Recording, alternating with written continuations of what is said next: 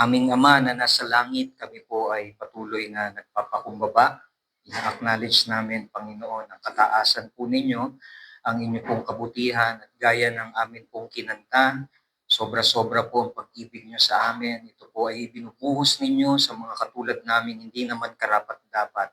Pero kayo po, kitang-kita namin ang inyong pong puso, ang inyong pong pag-ibig na hindi namin kayang hindi makita sa paraan ng pagkanta, ng pagsamba, ng pananalangin na ito.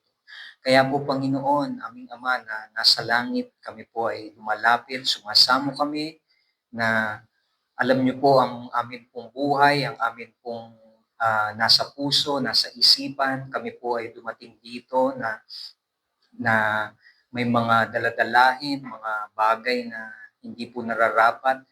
Ito po ay ibinababa namin sa inyo, Panginoon. Iwinawaksin namin lahat ng mga nakakagulo sa amin pong puso at isipan. At nawa, Panginoon, tulungan niyo kami na makita ka, ma-appreciate namin ang inyo pong character, ang inyo pong nature, Panginoon. Naway matuto kami sa inyo sa pamamagitan ng inyo pong salita. Hinihiling po namin ang pagkilos ng banal na spirito na tanging kayo lamang po makakatouch, makakapagbukas, at makakapagbago ng amin pong isipan. Panginoon, huwag niyo po kaming pabayaan dahil kung ano man yung mapagkinggan namin at ito po ay matangay ng kaaway, mawawalan po ng saysay ang pagdalo namin at ang mga oras na inilaan namin dito. Kahabagan niyo po kami, Panginoon. Kailangan namin ang inyong pong salita, kailangan namin ang inyong pong awa, na makonvict kami, patuloy kaming makita ang kaluwalhatian ninyo at may balik sa inyo yung nararapat at magbago ang amin pong mga buhay sa pamamagitan ng nais ninyo sabihin. Panginoon, sa inyo po ang lahat ng papuri, ang pasasalamat, itinataas namin ang oras na ito na tulungan niyo po kami. Ito po ang panalangin namin sa tanging pangalan ng Panginoong Hesukristo. Ang lahat ay magsabi na Amen. Hindi po, makakaupo na tayo.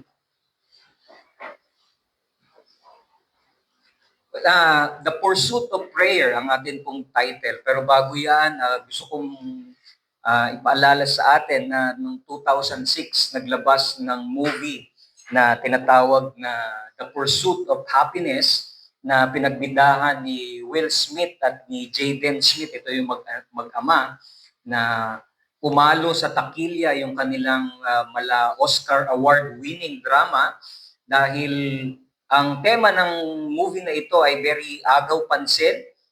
Ang kwento at nakasentro yung happiness kapag nakuha mo yung success ng trabaho na inaasam mo, maayos na kalagayan ng iyong pamilya, at maganda ang patutunguhan ng iyong karir. Ganito ay pinoportray ng ang happiness sa movie na ito. At ganito din niya gustong idikta sa mga manunood na kung gusto mong magkaroon ng tinatawag na happiness, ay ipursu mo ang mga bagay na ito sa iyong sarili at sa iyong kakayahan para makamtan mo ang happiness na ninanais mo. Pero dito sa text na pag-aaralan natin, mga kapatid, ay kakaiba ang nais na ipakita ng Panginoong Hesus sa The Lord's Prayer, especially sa kanyang mga alagad na tinuturuan, dahil ang gusto niyang mag-goal at ma-aim ay ang pagpupursue ng happiness ay hindi dapat makuha kung ano yung naisin at laman ng ating mga desire, kundi ang ipursu natin na sinasabi ng The Lord's Prayer ay dapat ang ating laman ng pananalangin ay merong pagpupursu at niniig at talagang pagpupursige na yung honor at glory ng Panginoong Diyos ang i-aim natin sa ating mga buhay. Kaya ito yung nung nakaraan na tinakel ni Pastor Paul. Importante ang honor ng Panginoong Diyos sa pangalan pa lang at maging sa buhay nating mga mananampalataya. Kaya kung kayo po ay may mga Biblia, makibukas kayo ulit sa akin sa Matthew 6, verse 5 to 15. So babasahin lang natin yung buong context, pero ang tatalakayan natin ay yung verse 9 lamang po. So babasahin ko sa English and then sa Tagalog, and then magpo-proceed na tayo. Sabi dito, Matthew chapter 6 verse 5, "And when you pray, you must not be like the hypocrites, for they love to stand and pray in the synagogues and at the street corners, that they may be seen by others. Truly I say to you, they have received their reward. But when you pray, go into your room and shut the door and pray to your Father who is in secret. And your Father who sees in secret will reward you. And when you pray, do not heap up empty phrases as the Gentiles do, for they think that they will be heard for their many words. Do not be like them, for your Father knows what you need before you ask Him." Verse 9, "Pray then like this, Our Father in heaven, hallowed be your name. Your kingdom come, your will be done on earth as it is in heaven. Give us this day our daily bread, and forgive us our debts, as we also have forgiven our debtors. And lead us not into temptation, but deliver us from evil. For if you forgive others their trespasses, your heavenly Father will also forgive you. But if you do not forgive others their trespasses, neither will Father forgive your trespasses." Sa Tagalog, kapag nananalangin kayo, huwag kayong tumulad sa mga mapagkunwari. Mahilig silang manalangin nakatayo sa mga sinagoga at sa mga kanto upang makita ng mga tao. Tandaan ninyo, tinanggap na nila ang kanilang gantimpala. Ngunit kapag mananalangin ka, pumasok ka sa iyong silid at sara mo ang pinto. Saka ka manalangin sa iyong ama na hindi mo nakikita. At ang iyong ama na nakakakita ng ginagawa mo ng lihim, ang siyang magbibigay sa iyo ng gantimpala. Sa panalangin ninyo, huwag kayong gagamit ng maraming salitang walang kabuluhan, gaya ng ginagawa ng mga hintil. Ang akala nila'y pakikinggan sila ng Diyos dahil sa haba ng kanilang sinasabi. Ngunit huwag ninyo silang tutularan. Alam na ng inyong Ama na nasa langit ang inyong kailangan bago pa ninyo ito hingin sa Kanya. Ganito kayo manalangin: Ama naming nasa langit, sambahin nawa ang iyong pangalan, dumating nawa ang iyong kaharian, masunod nawa ang iyong kalooban dito sa lupa ng sa langit. Bigyan mo kami ng aming pagkain sa araw-araw, at patawarin mo kami sa aming mga kasalanan tulad ng pagpapatawad namin sa mga nagkakasala sa amin. At huwag mo kaming hayaang matukso, kundi iligtas mo kami sa masama, sapagkat iyo ang kaharian at kapangyarihan at ang kaluwalhatian magpakailanman. Amen. Verse 14, "Sapagkat kung pinapatawad ninyo ang nagkakasala sa inyo, patatawarin din kayo ng inyong Ama na nasa langit. Ngunit kung hindi ninyo pinapatawad ang inyong kapwa, hindi rin patatawarin ng inyong Ama ang inyong mga kasalanan." So ito po ang salita ng Diyos. Tayong lahat ay magpasakop at makinig. So napaka-interesting nito dahil pag tiningnan natin ang passage na ito, at by the way, sigurado makakabisado natin ito pagdating ng tapos ng series na ito. Ang Panginoong Jesus ay very accurate sa pagtuturo sa kanyang mga disciples kung papaano ang paraan niya ay inuna niya na ituro yung mga wrong practices ng mga prayer na kinasanayan ng kanilang panahon nung tinuturo ito ng Panginoong Diyos. Kaya kung magre-recap tayo sa mga nakaraan na pinag-aralan natin, ang una sa mga natutunan natin ay tinuro ng Panginoong Hesus na hindi mo kailangan itaas ang iyong sarili, hindi mo kailangan kapag ikaw ay mananalangin ay ipangalandakan mo na ikaw ay mas angat sa iba, kundi pinapakita ng aralin natin sa mga nauna na kailangan nating iwaksi ang pagtataas natin sa ating mga sarili dahil glory ng Panginoong Diyos ang nakasalalay, hindi ikaw. At ikalawa, kailangan nating maintindihan na pinapatungkulan ng Panginoong Hesus ang importansya ng communion natin sa Panginoong Diyos. Kailangan na doon yung pagpupursige, pagsisikap na magkaroon ng makabuluhang pakikipag-ugnayan sa Panginoong Diyos. At bakit natin nasabi yon? Dahil nung nakaraan na tinakil natin, kitang-kita natin na ina-address ng Panginoong Hesus ang problema ng isang puso ng isang makasalanan na hindi niya kayang makalapit sa Panginoong Diyos kahit na ito ay mga sagradong mga bagay, makadidistort niya pa rin kahit na binigyan tayo ng mga gift ng prayer, at means of grace na pwede tayong makapasok sa presensya ng Diyos. So isa yon sa mga pinunto ng Panginoong Yesus na may problema ang inyong mga puso, at ikalawa, sa verse 7 papuntang 8 ay pinunterian niya din yung imahe ng ating mga isipan kung paano tayo nananalangin. Dahil nung nakaraan, ganito ang klase ng inyong mga puso, gusto niyong litaw na makita ng mga tao na kayo ay religious, kayo ay something na angat sa iba. And then, yung ikalawa, pinapakita ng Panginoong Diyos na may problema ang inyong mga isipan. Hindi kayo makafocus sa Panginoong Diyos. Ginagawa niyo ang panalangin in an automatical way. At hindi lang niya basta sinabi na automatic yung inyong panalangin, kundi ang panalangin ninyo ay katulad ng mga hentil. Nangunguna yung inyong kagustuhan, yung inyong mga desire. At hindi ganyan na nananalangin ang mga tunay na taga-kingdom ng Diyos.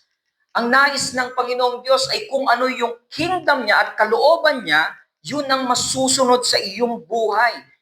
Kaya ang problema, kapag ang ating isipan nakafocus sa kung ano yung desire ng ating mga masamang puso, yun yung lumalabas sa ating mga bibig at mga panalangin. At ito yung nagiging automatic na sinasambit natin at nakakalimutan natin ang mga bagay na unahin ang kagustuhan ng Panginoong Diyos. Kaya nagdi-deal siya sa heart problem, nagdi-deal siya sa mind problem, and then ngayon naman ay gustong i-deal with ng Panginoon ang ating mga kaluluwa, ang pinaka-soul, ang pinaka-meat ng isang tunay na mananampalataya ng isang tao. Paano tayo makakapagniig sa Panginoong Diyos? Huwag niyong sayangin ang opportunity na kayo ay makapanalangin at makapasok sa presensya ng Panginoong Diyos. Kaya yung pangalawang series natin, i-reject mo yung mindless approach sa Panginoong Diyos. Maging mindful ka sa Ama na meron tayo. Kaya basically, kapag tinignan natin yung mga nakakaraan na pinag-aralan natin, nile-layout ng Panginoong Diyos yung mga basic foundation na error na ginagawa nung time ng mga disciples at ng mga religious leaders. Sinasabi niya, tanggalin niyo lahat yung mga kaisipan na yan, tanggalin niyo yung nakasanayan niyo na yan dahil hindi yan aabot sa palatuntunan ng Panginoong Diyos. Hindi yan makakarating sa kanyang presensya dahil isa yang malaking something na hindi nakakalugod sa kanyang presensya. And then verse 9, ito yung pagpupukusan natin ngayong pong umaga. Actually, itong isang verse lamang na ito ay pinapakita niya kung paano dapat tayong manalangin, at ito yung magiging pinaka strategy or pinaka-pattern o principles mamaya makikita natin. Sabi doon sa verse 9, pray then like this. Yan. Sa Tagalog na lang, ganito kayo manalangin. Sa English translation, binanggit niya yung dalawang sentence, Our Father in heaven, hallowed be your name. Ama naming nasa langit, sambahin nawa ang iyong pangalan. Pero dun muna tayo sa unang praise. Sabi ng Panginoon, pinakita niya, pray then like this. Ganito kayo manalangin. Pinapakita niya na yung pinaka-positive. Ito yung pinaka-approach na tama na dapat ginagawa ng isang mananampalataya. Una, dapat talaga tayong nananalangin. Pangalawa, gusto ko munang ipakita sa inyo na pag sinabi ng Panginoon na ganito kayo manalangin, hindi niya sinasabi na ito yung secret formula ng repetitive prayers na parang, okay, pag ganito kayo manalangin, sasambitin mo lang na parang mindless approach. Yung tipong, alam niyo na yun. Di ba? Sige. Di ba parang, ay, tinuro na pala ng Panginoon. Yan yung secret formula. Our Father in heaven, hallowed be your name, your kingdom come. Tuloy-tuloy. Tapos uulit-ulitin mo na, ganito manalangin eh. Hindi niya sinasabi na ito yung isang parang secret formula na repetitive words. So, wag po kayong malito ha. Kasi yung iba, pinaninindigan. Ito yung tamang panalangin. Ganito ako mananalangin. Hindi mo na kailangan ibukas yung isipan mo. Paulit-ulitin mo lang siya. Magiging parang magic or parang superstitious na prayer ang approach.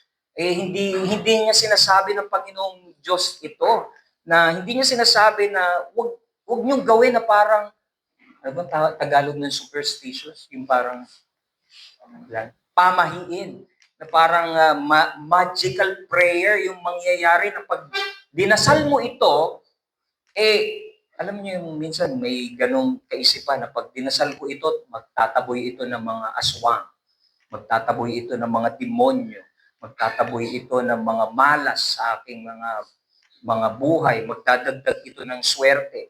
Hindi ito yung sinasabi ng Panginoong Jesus dito. Ang sinasabi niya ay, nung sinabi niya na ganito kayo manalangin, basically ang sinasabi niya ay, ito yung pinaka-principles ng iyong buhay panalangin. Ito dapat, kapag lalapit ka sa Panginoong Diyos, imamind mo at isiset mo sa iyong utak na dapat ganito ang pinaka-approach mo. At mamaya pag-aaralan natin. Di ba parang pag ikaw ay binilinan ng mga magulang mo, parang binibilinan niya na pag bumili ka sa tindahan, anak, bili ka sa tindahan. Meron kasi kaming anak, pag binilinan mo lang na bigyan mo ng pera, as in automatic lang siya, bibigay niya lang yung pera. So hindi na siya mag-iisip. Pag ang akala niya, bibigay lang sa kanya, tapos hindi niya nabibilangin. Kaya bibilinan namin yung mga anak namin, magbilang ka. Tanungin mo kung ano yung binibili mo. Tanungin mo kung magkano. Basically, sinasabi ko, matuto kang mag-isip, matuto kang makipag-communicate.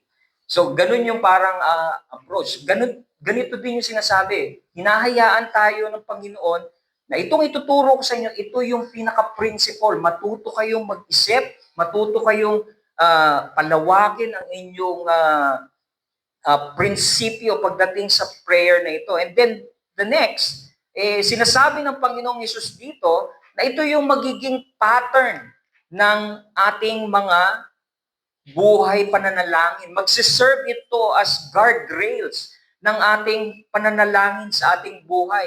Minsan, kapag kasi, napakaganda nito kasi pagka tinignan mo, buti na lang inilayout ng Panginoon yung foundation ng prayer na ito. Dahil pag nakita mo to as a principle, di ba parang yung solas? Di ba pag nakita mo yung solas, hindi ka na mawawala. Alam mo kung saan ka pupunta. Kaya itong principles ng prayer na binanggit ng Panginoong Diyos, magiging itong pattern as guardrail sa ating buhay pananalangin. Kapag alam mo na, sumusobra yung panalangin ko, na parang puro yata ito, parang sa sarili ko ito Teka muna, parang iba itong panalangin ko. So, nalilimit niya, nagkakaroon ka ng guard sa iyong buhay. Kaya nagiging pattern siya ng iyong pananalangin.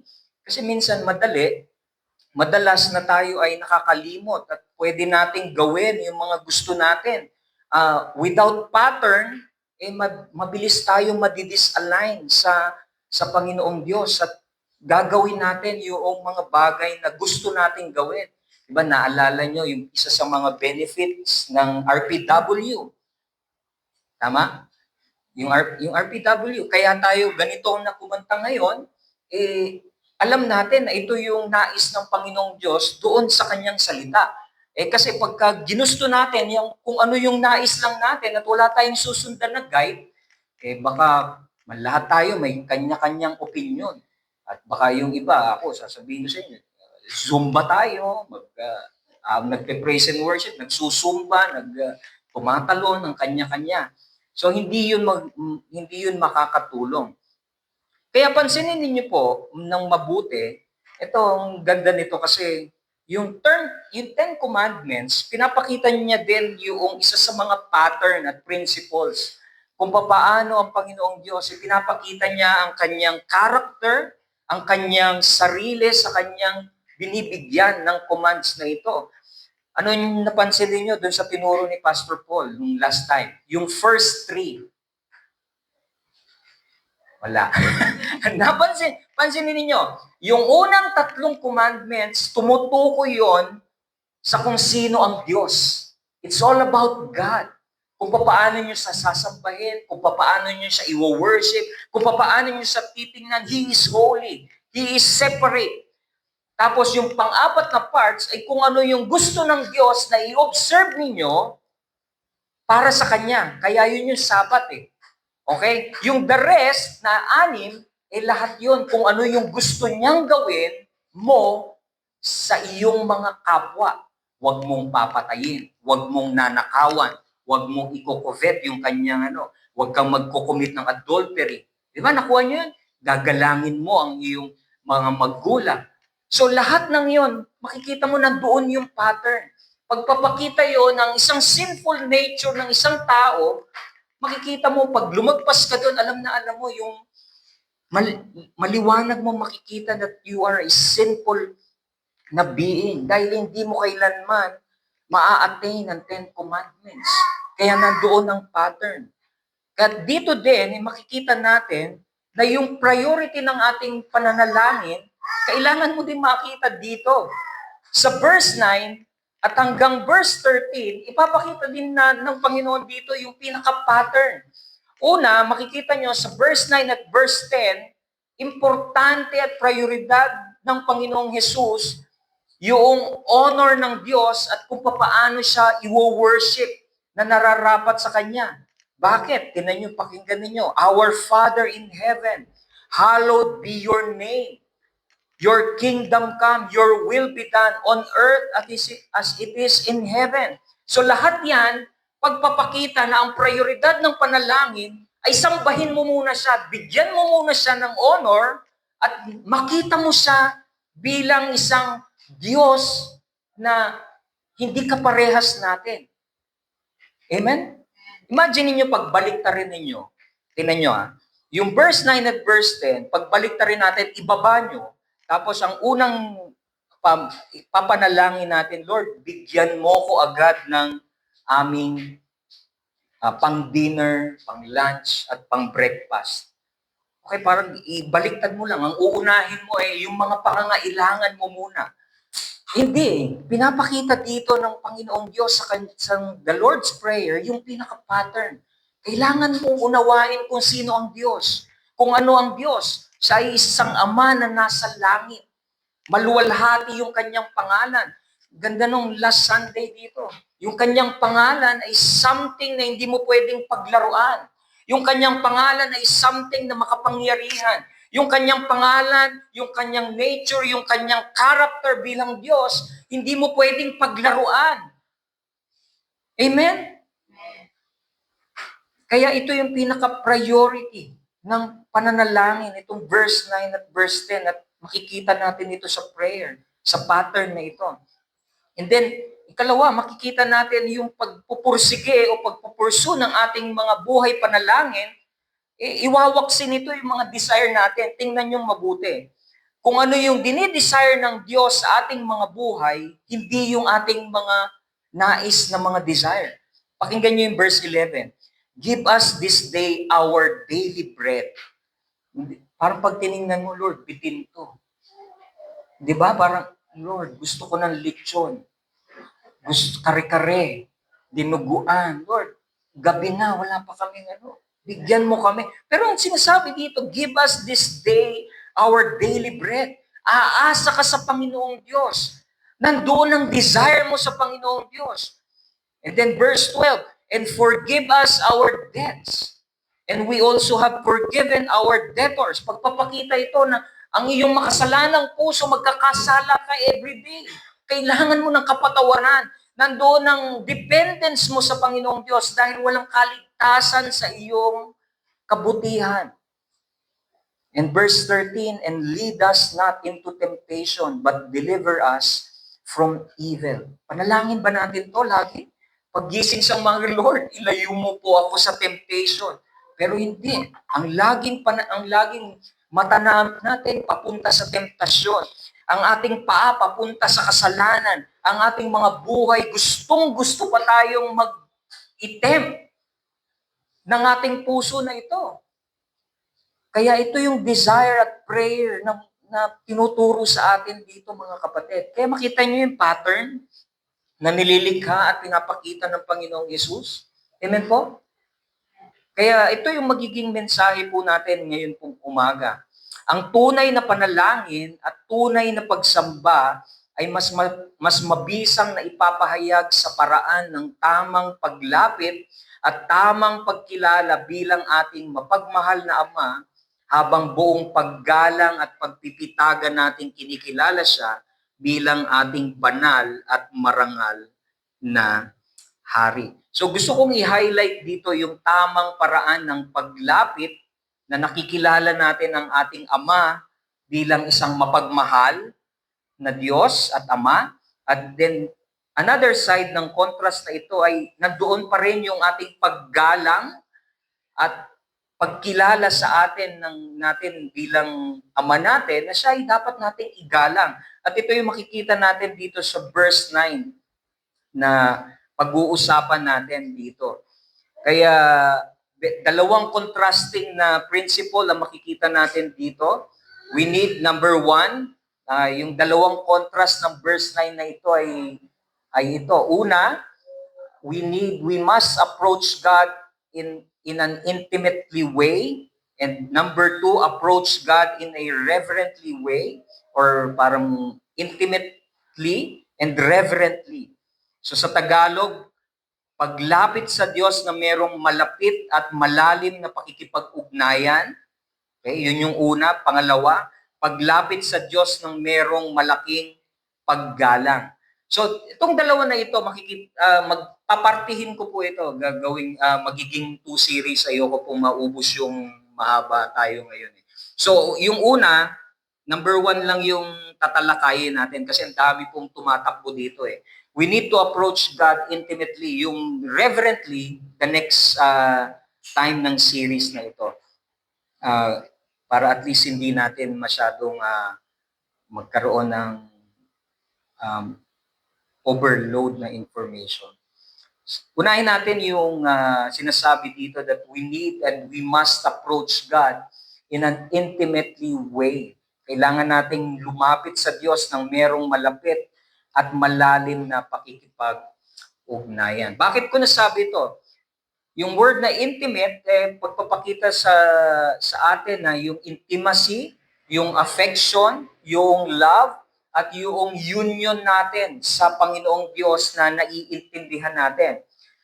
Kung makikita natin yung verse 9, sabi doon, pray then like this. Ang unang praise dyan is yung Our Father in Heaven. And yung kukuhanin muna natin is yung word na our. Yung our Father, yung word na our. Namin or atin. So, bakit mo sinabi yan, Pastor? Kasi pag tiningnan nung maigi, napaka-interesting nito dahil binabanggit ng Panginoong Jesus at sinasabi niya sa kanyang mga audience sa tinuturuan na tawagin ninyo ang inyong Ama na ating Ama na nasa langit. Well, may intindihan natin na ang Panginoong Hesus, kapag siya yung tumawag na God as my Father, understandable yon at reasonable yon. Alam niyo kung bakit?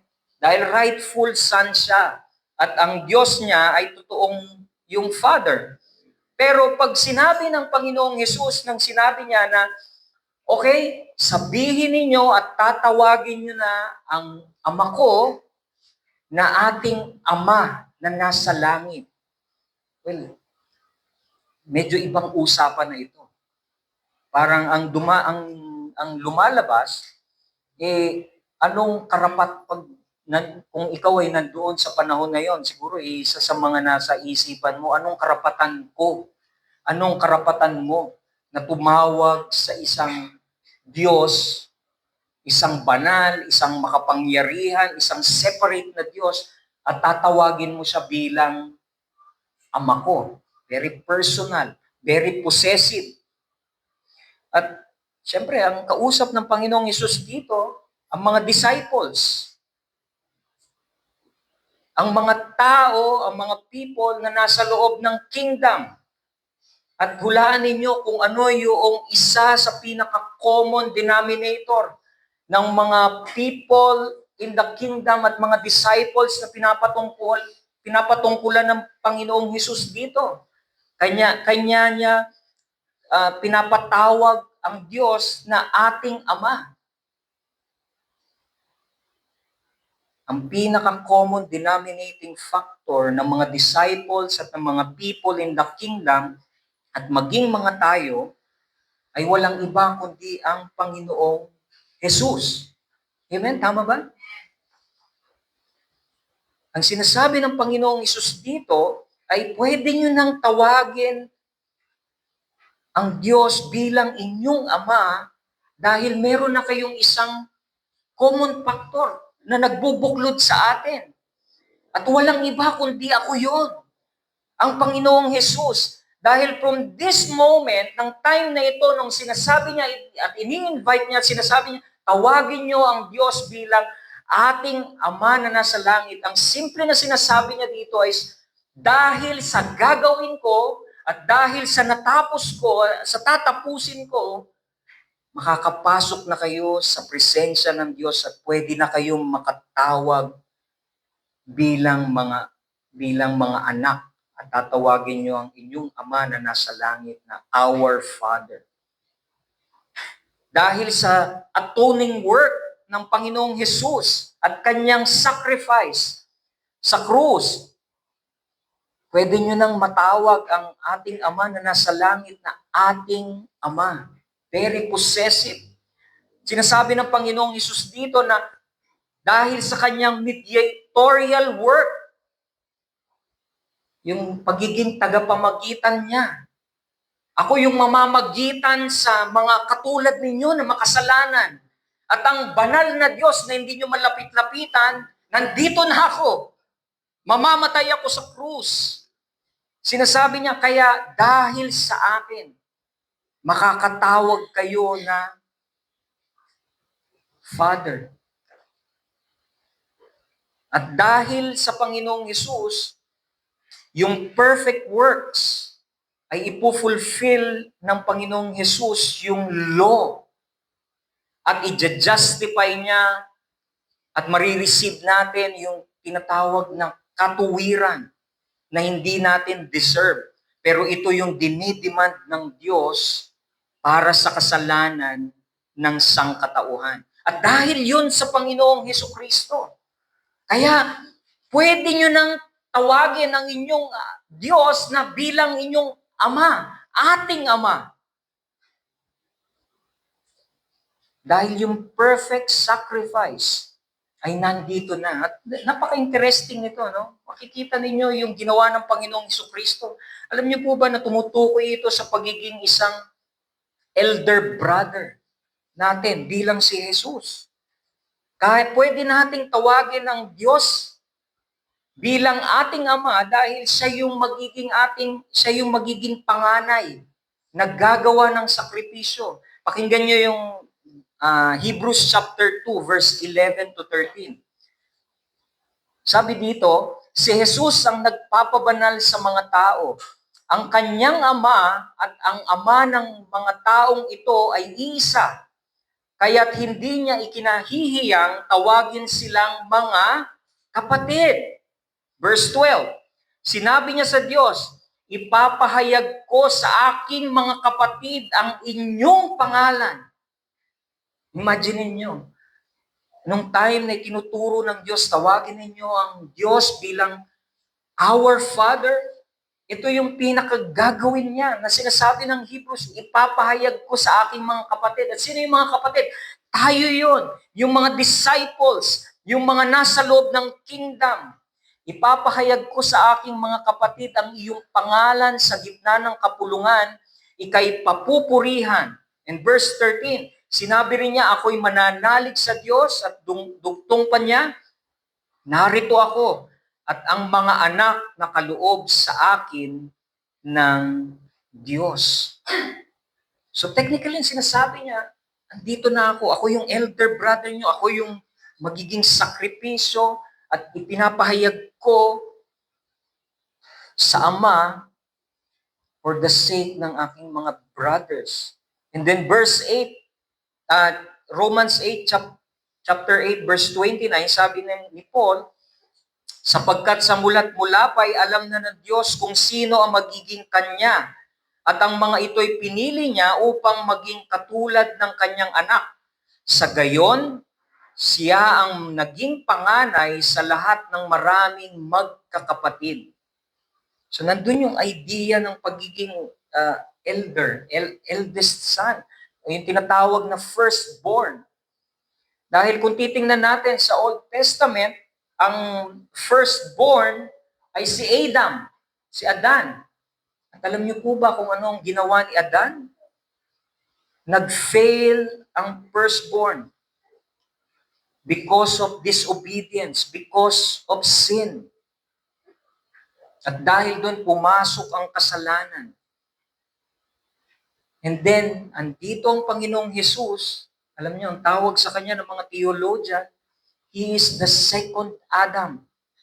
Ang Panginoong Jesus. Alam niyo kung bakit? Dahil kinonquer niya yung kasalanan sa pamamagitan ng kanyang kamatayan. At siya yung naging sakripisyo. At siya yung naging pambayad ng kasalanan. Amen po?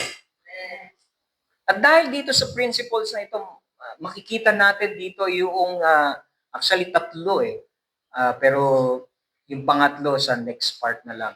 Meron ditong tatlo na makikita tayo sa pinapakita dito sa Lord's Prayer na ito. Ito yung una, yung principles ng adoption or pag-aampon. At ikalawa, yung principles ng affection. And then yung principles ng God's sovereignty na later on matatouch natin the next time ng series. So una, makikita natin dito yung prinsipyo ng pag-aampon na nililikha, becoming a membership of God's family. So dahil sa Panginoong Hesukristo at dahil sa Panginoong Diyos, sinasabi niya sa atin na dahil sa kanyang kamatayan at sa kanyang sacrifice, ay naganap yung isang tinatawag na principle ng adoption or pag-aampon. Ang isang tao na lumingon at kumilala sa Panginoong Jesus, sa ngayon ay ibibilang sa family of God. At siguro marami sa atin hindi nakaka-appreciate ng yung word na pag-aampon. Dahil unang-una, dito sa atin, hindi naman ganun yung iba hindi naman nakaranas ng ganitong mga idea or principle. Pero kailangan nating maintindihan, pag ito ay inilapat natin sa spiritual na pag-aaral, katulad ng scripture, alam niyo po ba na kung wala ang grasya at awa at habag ng Panginoon, Diyos sa atin, alam niyo po ba na ang isang katulad natin kung hindi tayo i-adapt sa family ng Diyos at hindi tayo pinili ng Diyos, alam niyo po ba kung ano meron sa atin? All we have is wrath to come in eternity. Ang isang pinaka-identifying mark natin kung hindi tayo sa Panginoong Diyos ay papunta tayo sa isang walang hanggang kaparusahan, walang hanggang kamatayan, walang hanggang punishment. At ito yung isa sa mga kategory ng isang tao na wala sa Panginoong Diyos. Kaya technically ang sinasabi dito, if you don't have Jesus, kung wala ang Panginoong Jesus sa iyong buhay, at wala ka kay Kristo, walang saysay ang iyong buhay. Wala kang pwedeng maipagmalaki. Ano man ang iyong posisyon na natamo, ano man yung talino na meron ka, ano man yung success at career na natamasa mo, it doesn't matter. Dahil kung wala ka kay Kristo, hindi ka kabilang sa pamilya ng Diyos. Kung wala ka kay Kristo, anuman yung confidence mo na ikaw ay pupunta sa eternity, ay wala. Kailanman. Kung wala yung principle na ikaw ay kabilang sa member ng family of God because of adoption kay Kristo, wala kang ibang pwedeng panghahawakan. Kahit na anong na-attain mo sa iyong buhay na kabutihan, kagandahang mga bagay na pinaglilingkod mo, kung wala si Kristo at hindi ka kabilang sa pamilya ng Diyos, hinding-hindi magkakaroon ng eternal value. Kaya pansinin niyo si Paul, sabi niya sa Ephesians 1 verse 5, pinili niya tayo upang maging anak niya sa pamamagitan ni Hesukristo ayon sa kanyang layunin at kalooban. Yung ating pagpili sa atin bilang mga anak ay sa pamamagitan pa rin ng Panginoong Hesukristo. Kaya kung wala si Christ, wala tayong ma-attain sa ating mga buhay. In John chapter 1 verse 12, subalit ang lahat ng tumanggap at sumampalataya sa Kanya ay binigyan niya ng karapatang maging mga anak ng Diyos. Ito yung isa sa mga bagay na ma-appreciate natin, no, ng principles ng adoption, yung pag-aampon. Dahil kay Kristo, dahil pumili ang Ama at ginampanan ng Panginoong Hesukristo yung sacrifice, nandoon ibinibilang Kanya sa pamilya ng Diyos. Kaya sabi ni John, binibigyan niya na ng karapatan na maging mga anak ng Diyos ang sino mang kikilala sa Panginoong Hesus, ang sino mang lalapit sa Kanya dahil din sa Ama at sa kilos ng banal na Espiritu. So technically, meron ka ng karapatan na tumawag sa Ama, na ating Ama, aking Ama, kapag ikaw ay nagpe-pray. At nakikita nyo yung principles ng adoption, nandoon yung protection ng Panginoong Diyos. Nandoon yung pag ikaw ay binilang sa kanyang pamilya, nandoon yung importansya na parang ikaw ay poprotektahan ng Panginoong Diyos. Bakit? Pansinin ninyo, pag binasa nyo ang book ng Matthew, laging hina-highlight ni Matthew, Luke, ni John, yung importansya ng tinatawag na childlike attitude or faith. Alam niyo kung bakit? Mababasa niyo yon kasi parang pinapalapit ng Lord, ayaw, sinasaway niya, gusto niya lumapit sa Kanya. Bakit?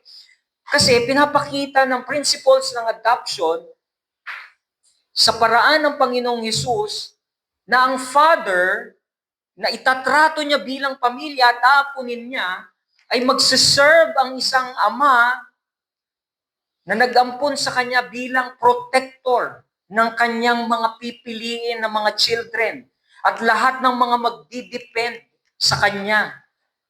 Hindi sila mapapahamak, hindi sila something na mawawalan ng care, kundi sisiguraduhin ng Ama yung protection niya sa kanyang mga inampon ay laging nandoon. Pakinggan niyo itong sa Matthew 18 verse 6. Kung paano siya nagsiserve ng protection. Ito yung time na nagtatalo-talo yung mga disciples kung sino yung greatest sa kingdom. Sabi ng Panginoon Jesus dito, nang sandaling iyon, lumapit kay Jesus ang mga alagad at nagtanong, sino po ang pinakadakila sa kaharian ng langit? Verse 2, tumawag si Jesus ng isang bata, pinatayo sa gitna nila at sinabi, tandaan ninyo, kapag hindi kayo nagbago at naging katulad ng mga bata, hindi kayo makakapasok sa kaharian ng langit. Ang sino mang nagpapakababa, naggaya ng batang ito, ay siyang pinakadakila sa kaharian ng langit. Ang sino mang tumatanggap sa isang batang katulad nito alang-alang sa akin, ako ang kanyang tinatanggap. Nakita niyo yung comparison? Verse 6, mas mabuti pa sa isang tao ang siya'y bitinin sa leeg ng isang malaking gilingang bato at ihulog sa kalaliman ng dagat kaysa siya'y maging sanhi ng pagkakasala ng isa sa maliliit na ito na nananampalataya sa akin. So anong point ng pinapakita ko dito? Sinasabi dito ni Jesus na importante sa kanya ang mga ganitong mga maliliit. Binanggit niya yung word na maliliit, yung mga bata, pinoportray yung mga children of faith, na hindi niya hahayaan itong mapahamak. Gusto niya lumapit sa kanya dahil yun yung principle ng adoption, yun yung principle ng care ng Panginoong Diyos. At yung verse 6, narinig niyo ba? Ang sabi niya, kung sino man yung magkukos na magkasala or mabulid sa kasalanan o yung pananampalataya nito ay matisod, ay mananagot yung isang tao na ito. At sinabi niya, mas mabuti pa sa kanya na bigtiin, ibitin sa liig, o ihulog sa kalaliman ng dagat para maging sanhi ng pagkakasala. Ang point na gusto kong makita ninyo dito, importante sa kanya ang kanyang mga anak. At yun yung principle ng adoption. Amen? Kaya yung mga tunay na inampon sa pamilya ng Diyos, sa pamamagitan ni Hesukristo, ay pinagkalooban niya ng karapatan at pribilehiyong makapasok at magtamasa ng presensya ng kanilang Ama na nasa langit. Hindi lang ito nagsiserve ng protection, kundi pinapakita niya yung principle ng pag-aampon na meron ka ng tatay, meron ka ng lalapitan, meron ka ng pagdidependehan sa iyong buhay. Hindi ka na mananatili ng mga orphan o walang mga magulang. Ang sinasabi ng Panginoon, kaya mo siya pwedeng tawagin na our Father is because you are protected. You have the privilege na makapasok sa kanyang presensya at maintindihan ang Diyos na mabuti sa iyong buhay. Kaya ang sabi ni Paul sa 2 Corinthians 6 verse 18, ako ang magiging ama ninyo at kayo'y magiging anak ko, sabi ng Panginoong makapangyarihan sa lahat. So ang context nito is pinapaseparate ni Paul yung mga anak ng Diyos sa mga gumagawa ng mga idols. So ito yung pinaka-context. Ang point ng sinasabi dito, lahat ng mga pinili at inilagay sa pamilya ng Diyos ay ine-expect niya na mamuhay ayon sa pagkakatawag sa kanila at pag-a-adapt sa kanila sa pamilya ng Diyos. Kaya kung naiintindihan mo na ikaw ay pinili, ikaw ay ipinasok at inampon sa pamilya ng Diyos, hindi na dapat nananatili sa iyo ang panatili sa mga idols o mga makasalanan na mga bahagi ng mundong ito.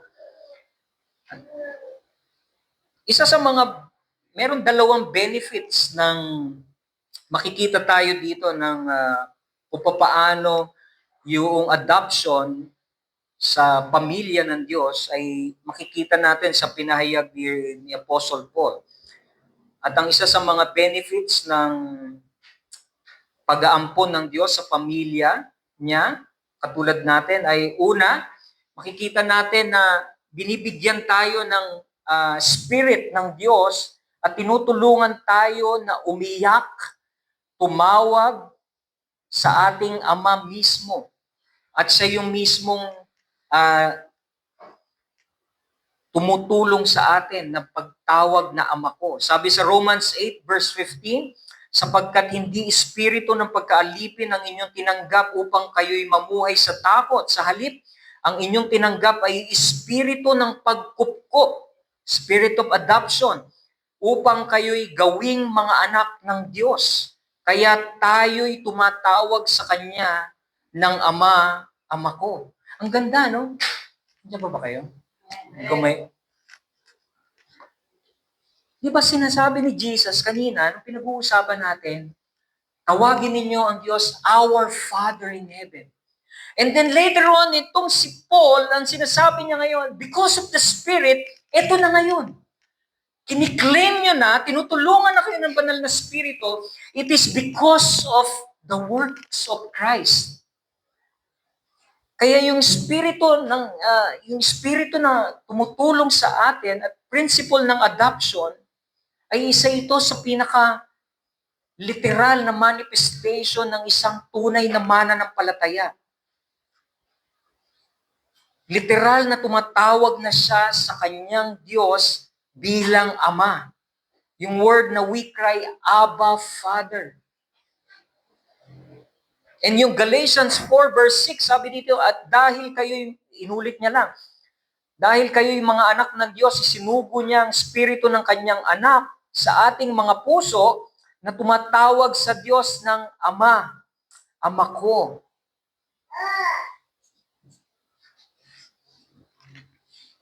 Tama si Vince. Nandito yung pagtulong sa atin ng banal na spirito. Alam mo, dito mo ma-appreciate ang nandito yung pinaka-separations ng isang mananampalataya sa hindi. Alam niyo yun? Yung iyong prayer life, makikita mo nandito. Una, sinasabi dito, ang isa sa mga benefit ng mga inadapt sa pamilya ng Diyos, nandun yung Spirit of God. Tinutulungan kang umiyak, lumapit sa Diyos sa panalangin. At nare-recognize mo ang Diyos, hindi siya basta Diyos na parang judgmental na Diyos, kundi nare-recognize mo na siya bilang Ama. At nandun yung relationship. Tinutulungan ng bawat mga tunay na mga mananampalataya na tumawag, umiyak sa kanyang Ama. Alam niyo, ba napansin niyo kapag lumilindol? Ito yung makikita niyo this separation eh. Di ba pag naglilindol, ano makikita niyo sa social media? Diyos ko, Diyos ko. Nandun. Makikita mo rin. Di ba yung mga nagbabarilan, Lord, Lord, Lord. Nandun yung fear, nandun yung... Pero hindi yun yung tinutukoy dito ng crying Abba Father eh. Yung tinutukoy ni Paul dito, yung pagtawag mo sa Diyos, nandoon yung pagtulong ng banal na spirito. Nire-recognize mo siya in a relational way. Na kahit na natatakot ka, nandoon yung pag-cry mo at nakukonfirm yung iyong tunay na relationship in an intimate way. Amen? Kaya yung genuine believer, tatawag siya sa kanyang Ama ng merong personal at intimate na pamamaraan sa tulong ng banal na spirito.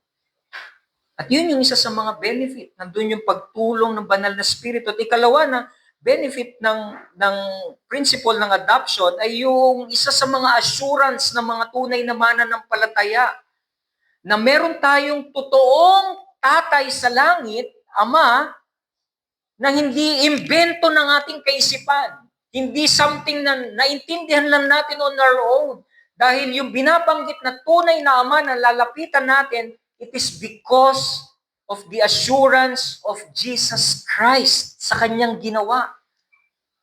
Amen? Pakinggan nyo, John 20 verse 17. Sabi ni Jesus, huwag mo kong hawakan sapagkat hindi pa ako nakakapunta sa Ama. Sa halip, pumunta ka sa aking mga kapatid at sabihin mo sa kanila na aakyat ako sa aking Ama at inyong Ama, sa aking Diyos at inyong Diyos. Nakita niyo yung principles na siya yung dahil sa kanyang sacrifice. Ako yung si Jesus, yung ating elder brother, the second Adam. At kung ano yung Diyos niya, yung Ama niya, yun din yung Ama natin. Yung pupuntahan niya sa langit, yun din yung pupuntahan natin. Kaya yung pinaka-assurance ng isang tunay na mananampalataya ay nagmumula sa pagtingin natin kay Kristo at sa pangako ng Diyos sa buhay na walang hanggan. Amen? Kaya ang point dito mga kapatid ay hindi ka na orphan. Meron ka na ngayong tatay at meron ka na ngayong pamilya ng Diyos. Inadapt ka para maging Kanya. Kaya yung word na our, sinasabi niya, matatawag niyo na Ama ang Diyos dahil nandito na ako. Dahil sa akin, ibibilang kayo sa pamilya ng Diyos at isisecure kayo ng isang mabuting Diyos at protektadong Diyos na ito. Amen po? Alam niyo si Pag naalala ko yung mga tinatawag na pag-aampon, naalala ko lagi yung si Brad Pitt at si Angelina Jolie. Isa sa pinaka-biggest name sa showbiz industry sa US. Alam niyo ba na meron silang 6 na anak at ang alam ko 3 yung kanilang inadapt. Ang galing. Meron silang kinuha sa Cambodia, sa Vietnam, sa Ethiopia.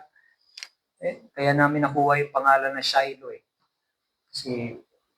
Kasi alam ko pangalan yun is yung isa sa mga anak niya.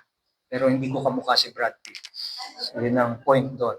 Pero ang point ng pinapakita ko dito, nung nag-ampon si Brad Pitt at si Angelina Jolie, could you imagine na itong mga batang inampon nila na hindi naman kilala.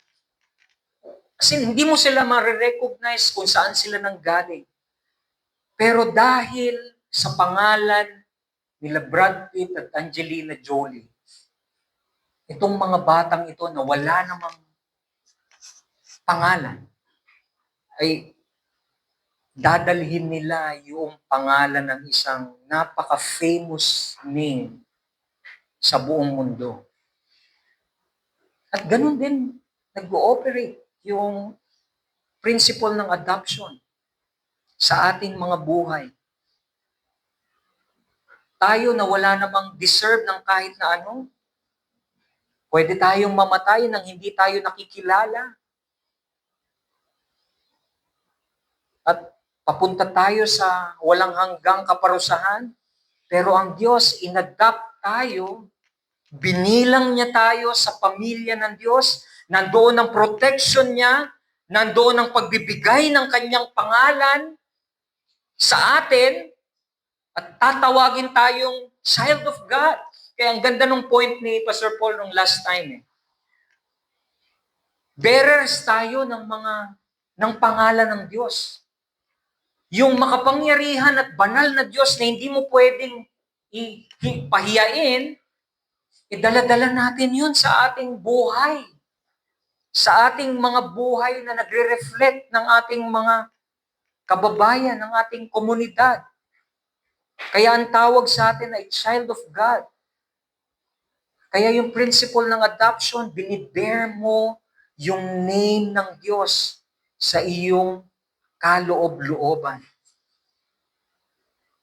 Kaya ang hamon sa atin, nagbibigay ba ito ng isang excitement, confidence, or humility pagdating sa paglapit natin sa Diyos? Bakit ko sinabi na confidence at excitement at humility? Pansinin ninyo mabuti. Kapag tayo ay lumalapit sa Panginoong Diyos, dapat ang lagi natin dala-dala sa ating mga isipan is yung humility, confidence, at excitement. Bakit? Kasi unang-una, tayo ay nothing. Pwede tayong mapunta sa walang hanggang kapahamakan. Pero inadapt tayo ng Diyos. Yun pa lang dapat maging excited ka na sa pagpasok mo at paglapit mo sa Diyos. Confidence. Bakit? Kasi dahil kay Kristo, hindi na yun mawawala. Yung prayer life mo ay sigurado makakarating sa Diyos. At humility, kababaang loob. Hindi mo kailangan itaas ang sarili mo. Hindi mo kailangan itaas ang lahat ng mga naisin mo. Ang kailangan mo lang itaas ay ang pangalan ng Diyos. Amen po? Sa ating mga pananalangin. At napakaganda ng principles ng pag-aampon dahil hindi man tayo tanggapin ng mundo na ito. Lagi mong isiksik sa iyong isipan, meron na akong isang tunay na pamilya na hindi kailanman mang-iiwan sa akin. At walang iba kundi ang Diyos na aking Ama. Amen? Kaya yun yung sinasabi ng Panginoong Hesus dito. Pwede nyo nang tawagin ang Diyos na aking Ama, our Father. And then ikalawa, makikita natin, hindi lang principle ng adoption, kundi yung principles ng affections.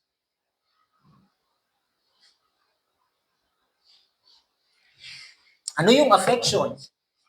Ito yung pakikipag-ugnayan natin yung pagmamahalan, yung relationship. Bakit ko nasabi yan?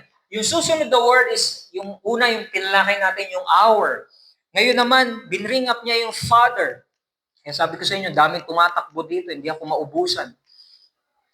Yung word na Father, Ama, namin, ito ay isang endearment na diniscuss ko nung nakaraan.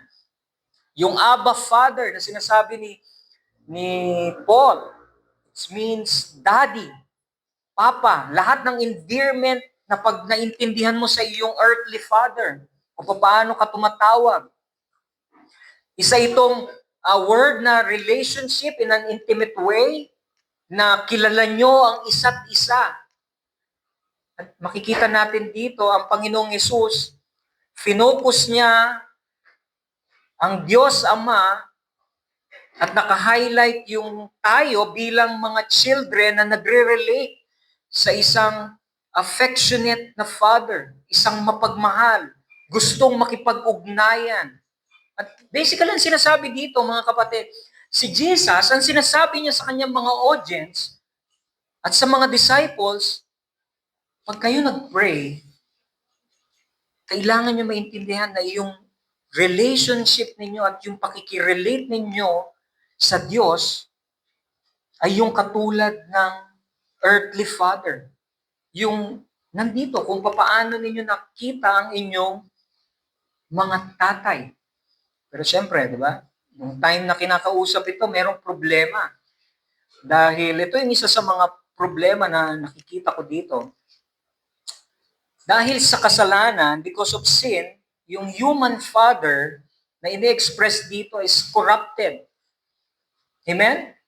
Hindi perfect. At nung inintroduce ng Lord dito, ang word na father, madalas aaminin natin na magkakaiba tayo ng way, ng thinking pagdating sa tatay dito sa lupa. Bigyan ko kayo ng example. Di ba minsan, pag nakikita natin na sinasabi ni Jesus, tawagin niyo ang inyong ama. Ang una mag-distract sa iyong isipan ay yung tatay mo agad.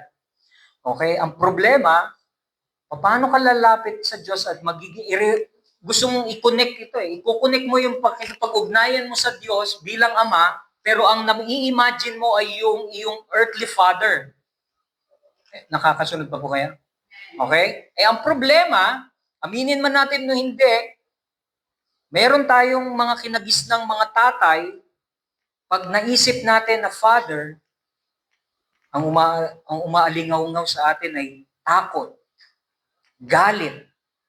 Di ba? Parang minsan pag naisip mo ang tatay mo, konting mali lang niya, mata lang ang walang latay sa akin. Di ba? Abusive, manipulative ng emotions. Lagi akong ginigilt trip. Di ba? Pag ako namatay, kawawa kayo. Di ba? Ano ba yan? Minamanipulate ang iyong emotion. Di ba? Hindi, imbis na maka-move on ka, hindi mo magagawa. At yun yung minsan, isa sa mga reflection mo pagdating sa tinatawag na father. Natatakot ka agad. Ayaw mong lumapit. Nandun yung anger. Galit na galit ka. Minsan makikita natin ang mga tatay na pinanggalingan natin alam niyo yun, may mga tatay na kailangan nating i-please. Bakit? Kasi napakadamot sa encouragement. Nagawa ko to, meron akong 95. Yung tatay, kami. Kami nga, hindi nag-aaral eh. Emo ko. Ganun. Napakadamot sa encouragement. Kailangan mong gawin ang lahat para makuha yung konting approval. Alam mo yung kaya minsan may mga anak na hindi mo sila masisisi na people pleaser. Alam niyo kung bakit? Minsan nandun sa background ng kanilang family. Kasi yung nakamulatan nila. Pag lumalabas sila, ang gusto nilang i-please lagi yung kanilang tatay. Kaya pag lumabas sila, the way na magre-relate sila sa ibang tao, dala-dala nila yung ganong klaseng fear. Kaya ganito nila na portray ang mga father na pinanggalingan nila. At meron pa, minsan makikita natin ang mga father natin sa loob ng bahay ng mga father figure na weak. Ano ibig sabihin ng weak? Mga mahihina, mga irresponsable, na overpower ng mga nanay. Hindi nagli-lead ng family. Imagine niyo, ako ang ulo ng bahay na ito. Pero yung asawa ko yung leeg. Joke lang. Hindi pa naman galit yan, asawa ko. Di ba minsan, ganon. Yung kinakalakihan nating pamilya, nakikita natin yung ganong klase. Na, ang hina naman itong tatay ko na ito. Ako na nga lang. Isa may mga ganon. Minsan, ito pa yung isa sa masakit. Nakikita natin ang mga father natin, minsan, napakaraming mga issues. Problema sa pag-iinom, barkada, pagsusugal, pambababae, merong nakaraan na nagiging problema sa pamilya, issue sa pera, issue sa ibang tao. Idagdag mo pa yung issue ng spiritual na buhay. Minsan, paano mo? Kung tuturuan tayo ng Panginoong Hesus, sasabihin niya, ganito kayo manalangin. Tawagin niyo ang inyong ama bilang ang Diyos bilang inyong ama. Yung reflection ng Father, yung earthly father is very sinful. Hindi perfect. Kaya dahil sa mga ganitong problema, napakahirap na ma-address yung sinasabi ng Panginoong Hesus na tawagin siyang Ama. At alam niyo, hindi ko po tinuturo ito dahil para batuhin lahat ng tatay dito. Actually, hindi ko ito iniskipan dahil gusto ko ako mismo matuto dito. At sinasabi ito ng Lord sa lahat ng mga ama at magiging ama. Nire-remind ang lahat ng mga father ng ating role. Dahil yung pagmumula ng pagtingin ng ating mga anak ay manggagaling sa pag-unawa nila ng pinapakita natin bilang mga ama. Kaya ang sabi ng Ephesians 6 verse 4, mga magulang, huwag ninyong ibuyo sa paghihimagsik laban sa inyo ang inyong mga anak. Sa halip, palakihin ninyo sila ayon sa disiplina at aral ng Panginoon. Alam niyo, ang ganda ng pagkakagamit nito sa English translation. Do not provoke your children to anger. Sinasabi ni Paul, ikaw tatay, ang aim mo ay maipakita yung itsura ng ama natin. Hindi mo dapat ginagamit ang iyong authority para i-provoke. Alam mo yung word na provoke, alam mo yung para kang may nagngangalit na aso. Tapos susundut-sundutin mo pa sa puwet. Tapos gaganon, pinupoke mo. Yun yung pinoprovoke yung inyong mga anak. At ang resulta nun, yung anger, nagkakaroon sila ng anger yung mga bata. Pinapakita dito na nire-remind tayo na yung harshness, kailangan nating i-avoid ito. At turuan natin ang ating mga anak sa paraan na nais ng Diyos. Isa pa, sa Colossians 3 verse 21, sabi dito, mga magulang, huwag ninyong pagagalitan ng labis ang inyong mga anak at baka masiraan sila ng loob. Teka lang muna, baka ma-misinterpret natin to. Huwag daw pagalitan. Hindi, ang sabi sa English translation, do not embitter your children. Kaparehas ito sa Ephesians, sinasabi niya, huwag niyong i-provoke. Kasi ang pinakamagiging result nito ay magkakaroon ng bitterness yung inyong anak. Hindi niya sinasabi na huwag niyong pagalitan. Actually, tama nga na paluin ang mga anak. Kasi yun yung way, makikita natin ito mamaya. Pero ang pinabanggit dito ni Paul is kasi madi-discourage sila. Magkakaroon sila ng bitterness. Mahihirapan nila silang makita ang Diyos bilang isang ama na mapagmahal. Dahil kapag pinoprovoke mo sa anger ang iyong mga anak, Alam niyo, nagkakaroon ito ng something na bitterness na ang hirap matanggal sa mga anak. Yung discouraged na mga children, yung mga nadi-discourage, ang hirap niyan matanggal. Amen? At ano responsibility natin? Proverbs 22 verse 6. Ituro sa bata ang daang dapat niyang lakaran at hanggang paglaki di niya ito malilimutan. Train up a child. Ito yung responsibility natin. Kailangan nating palakihin ang ating mga anak in a godly values. In Psalm 103 verse 13, kung papaano nahahabag ang ama sa anak niya, gayon siya nahahabag sa may takot sa kanya.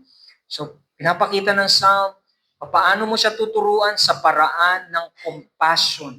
Nandoon ang pag-ibig na nagre-reflect ang pag-ibig ng Panginoong Diyos. At bakit ko binibring up ito? Dahil ang gusto kong maintindihan, unang-una ako bilang tatay, kailangan ko ang ebanghelyo araw-araw. Kailangan ko ang panalangin araw-araw. Kailangan ko ang salita ng Diyos araw-araw. At lahat ng tatay, kailangan ito, especially ang church. Bakit?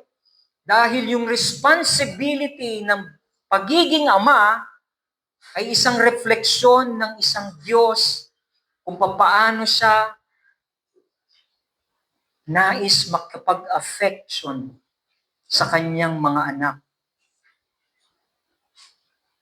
At napakaseryoso nito dahil yung Diyos mismo,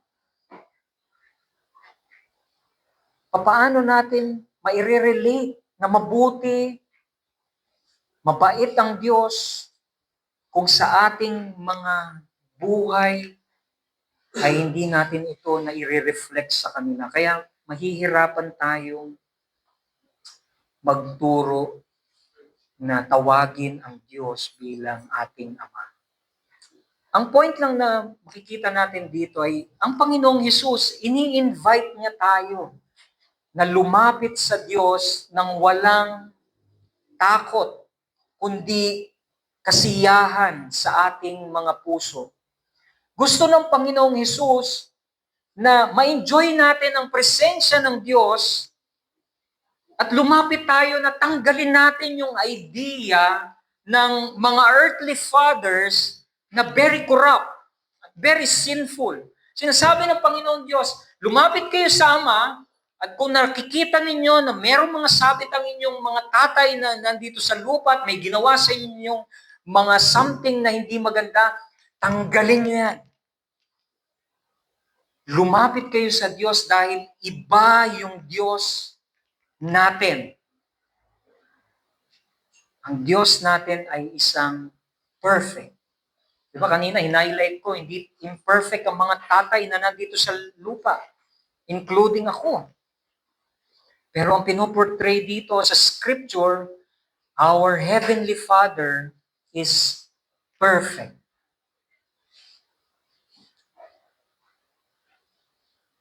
Kaya sinasabi ni Jesus, lumapit kayo, mag-jump in kayo, makirelate kayo sa inyong Ama.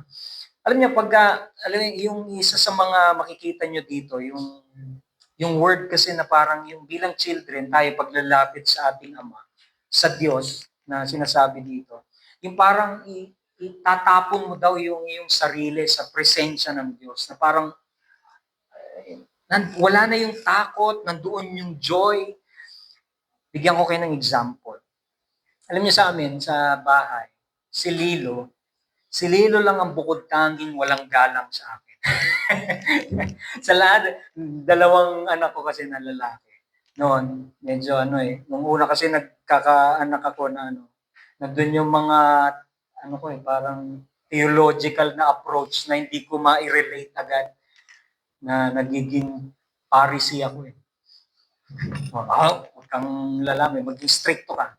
Pero si Lilo, nung dumating kasi siya sa buhay namin, Doon ko na-experience na itong batang ito, kaya niyang lumapit sa akin kahit naggalit ako, namamanipulate niya pa rin ako, na kaya niya pa rin ako pag-promise ng isang something.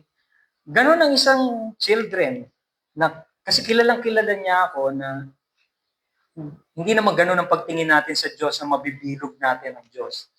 Ang point na sinasabi ko si Lilo, pag pumunta siya sa akin, alam niya na anak ko siya. Alam niya na mahal ko siya.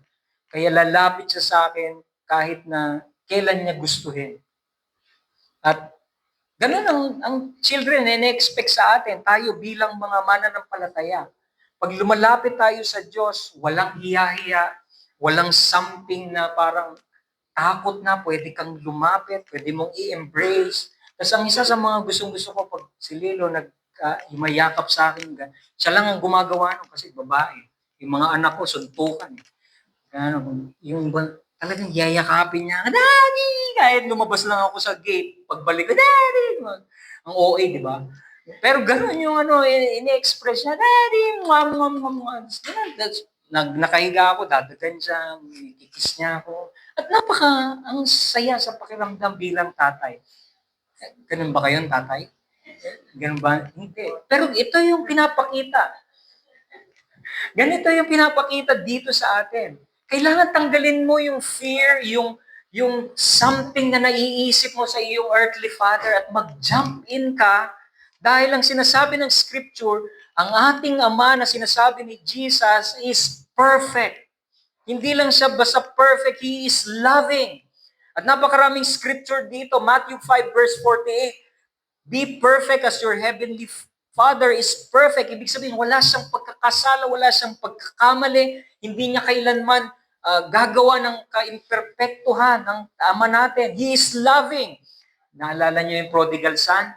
Isa sa mga na-realize ko doon, yung kanyang anak na prodigal, talagang winaldas yung pera, binigyan ng kahihiyan yung ama, talagang wala nang natira sa ama niya, nakakahihiyan. Pero nung bumalik, pwede niya nang patayin yung ama. Pero yung tatay, ang ginawa niya, in verse 22 ng Luke chapter 16, ang sabi, but the father said to his servants, bring quickly the best robe and put it on him, and put a ring on his hand, and shoes on his feet, and bring the fattened calf, and kill it, and let us eat and celebrate. Sabi niya, yung isang talipandas kong anak, yung isang prodigal kong anak, bumalik, mag-celebrate tayo.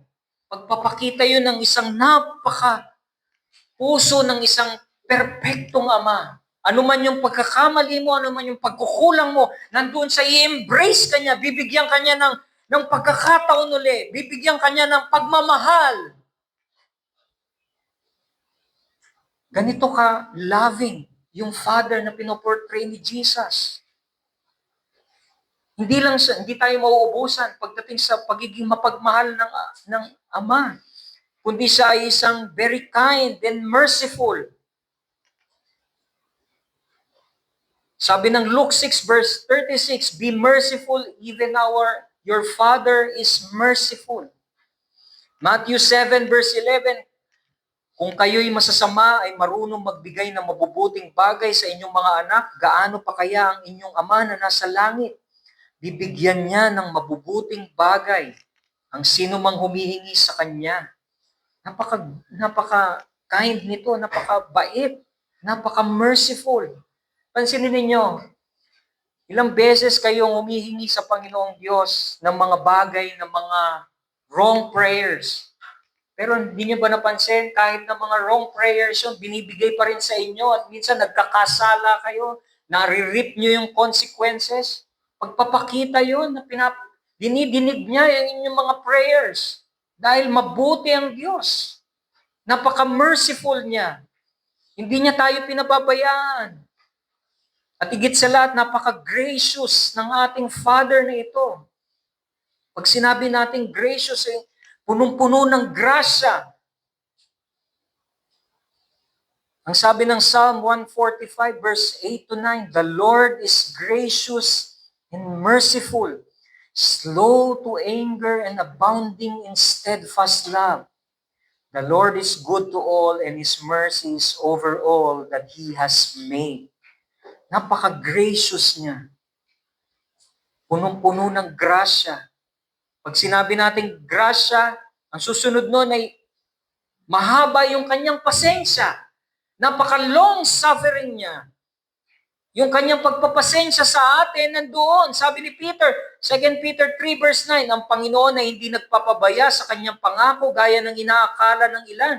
Sa halip, nagbibigay siya ng pagkakataon sa lahat sapagkat hindi niya nais na may mapahama kundi ang lahat ay makapagsisi at pumalikod sa kasalanan. Ito yung itsura ng Diyos na lalapitan natin. Hinihintay ka niya na magbago, na magsisi dahil nandoon ang kanyang mahabang pasensya. Kahit na hinahamak mo siya, kahit na hindi mo siya pinapansin, ang Panginoong Diyos, matigas ang ulo mo, pansinin niyo, hanggat buhay ka, sinasabi ng Diyos, hinihintay niya at binibigyan niya ng pagkakataon ang lahat para sila ay hindi mapahamak. Ganito ang Diyos na lalapitan natin. Amen? And the last, our Heavenly Father is waiting. Siya ay laging naghihintay. Isa sa mga unique na kwento ng prodigal son is, alam niyo, yung sa Luke, nung umalis yung anak niya na yon, nung pinag-aralan ko to, napakatindi pala ng pag-ibig ng Diyos na ito, na pinapakita dito. Kasi yung verse 20 ng Luke 15, at sabi dito, at siya'y nagpasyang umuwi sa kanila, ito yung prodigal son, ito yung itsura ng ama. Malayo pa'y natanaw na siya ng kanyang ama. Pagpapakita yun na hinihintay niya yung kanyang anak na prodigal. At dahil sa matinding awa ay patakbo siyang sinalubong, niyakap at hinalikan. Napakaganda nitong Father na lalapitan natin. Amen? Naghihintay siya sa isang makasalanan at hindi rumispeto sa kanya. Ganito ang itsura ng ating Ama na nasa langit. Naghihintay siya sa mga katulad natin na makakilala sa Panginoong Diyos. And last, our Heavenly Father is a seeking God. Siya yung seeker. Kaya pag tiningnan mo yung Luke 15, lost sheep, lost coin, lost son. Pagpo-portray na hindi tayo ang naghahanap sa Diyos. Ang Diyos ang nagsisik sa mga nawawala at natagpuan niya tayo. Amen? Kaya minsan pag dala-dala mo itong principle ng affection na ito, alam mo kahit anong, alam ko marami sa atin nagkakasala at minsan ayaw na nating lumapit sa Diyos dahil pakiramdam natin, hindi ako karapat-dapat, nagkasala na naman ako, gumawa na naman ako nito, hindi na ako tatanggapin. Hindi, mali ka. Yung Diyos na pumili sa iyo at nagligtas sa iyo dahil kay Jesus, kaya ka nakakapasok sa panalangin, ay ito din yung Diyos na nag-aabang sa iyo, naghihintay, nagpapasensya sa iyo, at nagmamahal. Na kahit na anong kasalanan, lumapit ka, bumalik ka. Hinihintay ka niya at gusto ka niyang makipagdiig dahil ito yung principle ng affection. Ito yung Diyos na nilalapitan natin. Amen? Kaya ang point dito, ang ganap na Ama na ipinapakilala sa atin sa pamamagitan ni Hesukristo ay ang kanyang presensya, ang pinakadakilang pribilehiyong ating tatamasahin at patuloy na dapat hanapin sa panalangin. So dapat pag tayo ay nananalangin, yung privilege na ma-enjoy at i-pursue ang presensya niya ay ito yung dala-dala natin. Minsan, kasi mas namumutawi yung mga gusto natin sa pananalangin. Ang gusto natin, masagot agad yung prayers. Iniiyak natin dahil nakatutok tayo doon sa mismong nais nating sagutin ng Diyos. Pero ang gustong ipakita sa atin ng Diyos dito, na mayroong Diyos ka na nagbibigay ng more than na kailangan mo. At ito lang yung pinakakailangan mo sa iyong buhay, ang Diyos na very affectionate sa iyo at gusto kang makipag-ugnayan. Alam niyo, bilang tatay, gusto ko na ma-enjoy ako ng aking mga anak. Ang problema, di ba, pagka tayo, gustong-gusto natin na ma-enjoy tayo ng mga anak natin, ang problema, pag naalala ko, pag tinatanong yung mga anak ko, naglolokohan kami ng asawa ko, sige nga, sabihin nyo nga, anong maaalala mo pag nawala na si daddy? Siyempre, very confident sumagot yung mga anak ko. Eh, yung pasalubong, nakakala ko sasabihin niya, mabait si daddy, maalalahanin. Pero ang sinagot, yung pasalubong niya. Kaya, di ba, ang sakit naman. Pero minsan, ganun eh. Sometimes, kapag pumupunta tayo sa prayer natin, ganun tayo. Hindi natin nakikita yung mismong Diyos na gustong makirelate sa atin at very affectionate.